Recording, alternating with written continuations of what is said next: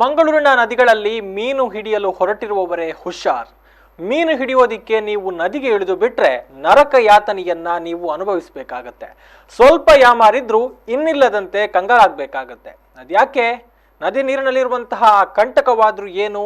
ಇಲ್ಲಿದೆ ನೋಡಿ, ನೀವು ನಿದ್ದೆಯಲ್ಲೂ ಬೆಚ್ಚಿ ಬೀಳುವಂತಹ ರಿಪೋರ್ಟ್.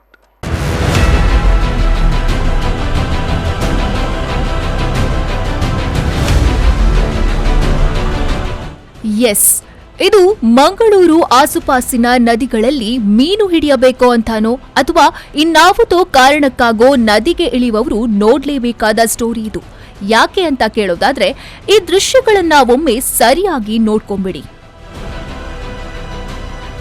ಎಸ್, ಕೈ ಕಾಲುಗಳ ತುಂಬಾ ಈ ರೀತಿ ಅಲರ್ಜಿ ಹುಣ್ಣುಗಳನ್ನ ತುಂಬಿಕೊಂಡಿರುವ ಇವರು ನದಿಯಲ್ಲಿ ಮೀನು ಹಿಡಿಯುತ್ತಿದ್ದವರು. ಸಾಂಪ್ರದಾಯಿಕವಾಗಿ ಮೀನು ಹಿಡಿಯೋಣ ಅಂತ ಹೊರಟವರು ಈಗ ಇನ್ನಿಲ್ಲದ ಆರೋಗ್ಯ ಸಮಸ್ಯೆಗಳನ್ನ ಎದುರಿಸಬೇಕಾದ ದುಸ್ಥಿತಿ ಎದುರಾಗಿದೆ.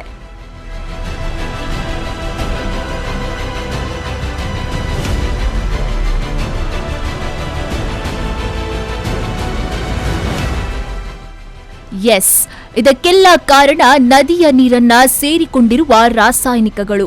ನದಿಗೆ ಕಾರ್ಖಾನೆಗಳಿಂದ ರಾಸಾಯನಿಕ ಮಿಶ್ರಿತ ನೀರು ಹರಿಯಬಿಡುವುದರಿಂದ ಈ ಸಮಸ್ಯೆ ಶುರುವಾಗಿದೆ. ಇದರಿಂದಾಗಿ ಮಂಗಳೂರಿನ ಗುರುಪುರ ನದಿಯಲ್ಲಿ ಮೀನುಗಾರಿಕೆಗೆ ತೆರಳುವ ಮಂದಿಯಲ್ಲಿ ಭಯದ ವಾತಾವರಣ ಸೃಷ್ಟಿಯಾಗಿದೆ. ಮೀನುಗಾರಿಕೆಗೆ ತೆರಳಿದ ಸಂದರ್ಭ ಮೀನುಗಾರರ ಕೈ ಮತ್ತು ಕಾಲುಗಳಲ್ಲಿ ಚರ್ಮರೋಗದಂತಹ ಹುಣ್ಣುಗಳು ಕಾಣಿಸಲಾರಂಭಿಸಿದೆ. ಗುರುಪುರ ಕಡೆಯಿಂದ ಬರುವ ನೀರಿನಲ್ಲಿ ಯಾವುದೋ ರೀತಿಯ ವಿಷಮಯವಾದ ರಾಸಾಯನಿಕವನ್ನ ಬೆರೆಸಿಬಿಡುವುದರಿಂದ ಅಲ್ಲಿನ ಮೀನುಗಾರರ ಕಾಲುಗಳಲ್ಲಿ ಸಣ್ಣ ಸಣ್ಣ ಗಾತ್ರದ ಹುಣ್ಣುಗಳು ಕಾಣಿಸಿಕೊಳ್ಳುತ್ತದೆ. ಆ ನೀರಿನಲ್ಲಿ ಪ್ರತ್ಯೇಕವಾಗಿ ಏನಿದೆ ಎಂಬುದರ ಬಗ್ಗೆ ಯಾರಿಗೂ ತಿಳಿದಿಲ್ಲ. ಈ ಹೊಳೆಯನ್ನಾಧರಿಸಿ ಮೀನು ಹಿಡಿದು ಜೀವನ ಸಾಗಿಸುತ್ತಿರುವ ಮೀನುಗಾರರು ಇದೀಗ ಭಯದ ವಾತಾವರಣದಲ್ಲಿ ಜೀವನ ಸಾಗಿಸುವಂತಾಗಿದೆ. ಗುರುಪುರ ನದಿಟ್ಟು ಕೆಮಿಕಲ್ ಒಂಜಿ ನೀರು ಬುಡ್ಪಿನತ್ತ ಬಂದು ಎಂಗನ ಕಾರ್ಡ್ ಮಾತ ಪೊಕ್ಕೆ ಬೂರ ಶುರುವಾದಂಡು ಎಂಗ್ಲು ಈ ತುದೇ ನಂಬುದೇ ಎಂಗನ ಜೀವನ ಪೋವನುಂಡು ಆನಲ ಅವು ಎಂಚಿನ ಎಂಗ್ಲೆ ಗೊತ್ತುಜಿ ಆಯ್ತು ಒಂಜಿ ದಾದಲ ಮೀನು ಇತ್ತನು ಬಂದಾಂಡ ಆ ಒಂಜಿ ಓ ಕಂಪಿಂದಕ್ಲ ಆ ನೀರನ್ನು ಈ ಗುರುಪುರ ನದಿಗೆ ಬುಡ್ಪೇರ ಎಂಗ್ಲು ಇಡೀ ಮೊಗವೀರ ಜನಾಂಗನೆ ಸೇರ್ದು ಆ ಪ್ರತಿಭಟನೆ ಮಂತ್ವ ಈ ಮೂಲಕ ನಮ್ಮ ಜಿಲ್ಲೆದ DC ಅವಾರ್ಡ್ ಅತನ ಏರು ಅಧಿಕಾರನ ಕುಳ್ಳೇರ ಅಕುಲು ನೆತ್ತ ಮಿತ್ತು ಗಮನದ ನೋಡಿ ಬಂದು ಈ ಮೊಗವೀರರ ಜನಾಂಗದ ಪರವಾದ ಎನ್ನೊಂದು ಅಭಿಪ್ರಾಯ ಮುದಿ. ಕಳೆದ ಅದೆಷ್ಟೋ ವರ್ಷಗಳಿಂದ ಗುರುಪುರ ನದಿಯಲ್ಲಿ ಪ್ರತಿದಿನವೂ ಮೀನು ಹಿಡಿಯುವ ಕಾಯಕವನ್ನ ಅಲ್ಲಿನ ನಿವಾಸಿಗಳು ಮಾಡುತ್ತಿದ್ದಾರೆ. ಆದರೆ ಈವರೆಗೆ ಇಂತಹ ಸಮಸ್ಯೆಗಳು ಈ ನದಿಯಲ್ಲಿ ಕಂಡು ಬಂದಿಲ್ಲ. ಇತ್ತೀಚಿನ ದಿನಗಳಲ್ಲಿ ಅಲ್ಲಿಯ ಮೀನುಗಾರರ ಕೈ ಮತ್ತು ಕಾಲುಗಳಲ್ಲಿ ಇನ್ಫೆಕ್ಷನ್ ಕಾಣಿಸಿಕೊಳ್ತಾ ಇದೆ. ನದಿಗೆ ರಾಸಾಯನಿಕ ಮಿಶ್ರಿತ ನೀರನ್ನ ಬಿಡುವ ಕಾರ್ಖಾನೆಗಳಿಗೆ ಈ ಹಿಂದೆಯೂ ಎಚ್ಚರಿಕೆಯನ್ನ ನೀಡುತ್ತಾ ಬಂದರೂ ಯಾರೂ ಕ್ರಮ ವಹಿಸಿಲ್ಲ. ಆ ನೀರು ಬುಡ್ಪಿನ ಕೆಮಿಕಲ್ದ ತ್ಯಾಜ್ಯಲು ಮೇಕ್ ಕಾರಗೆ ಪೂರ ಅಂಟದಾದು ಅವು ಮಸ್ತ್ ಒಂಥರ ಪೊಕ್ಕೆಲಗನೆ ಬರ್ತದೆ, ಮಸ್ತ್ ಬಂಗ ಒಂದುಂಡು ಅವು ದಾದ ಇಂಜಿನ ಒಂದು ಗೊತ್ತಾ ಒಂದಿಜ್ಜು ವಿಷಯದೇರಿ ಏನಾಗ ಕೆಮಿಕಲ್ ತಗೊಳ್ಳು ಮಕ್ಕಳು ಫ್ಯಾಕ್ಟ್ರಿ ತಗೊಳ್ಳು ನೀರು ಬಿಡ್ಪೇರು ಒಂದು ಸುದ್ದಿ ಬರ್ತದೆ.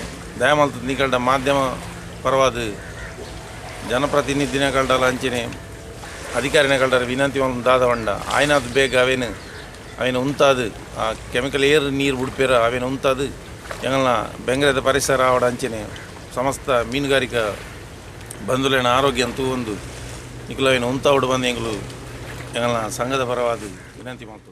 ಇನ್ನೊಂದು ವಿಚಾರ ಎಂದರೆ ನದಿ ನೀರು ಕಲ್ಮಶಗೊಂಡ ಕಾರಣ ನದಿಯಲ್ಲಿ ಮೀನುಗಳ ಸಂಖ್ಯೆಯು ಹೆಚ್ಚಿನ ಪ್ರಮಾಣದಲ್ಲಿ ಕಡಿಮೆಯಾಗಿದೆ.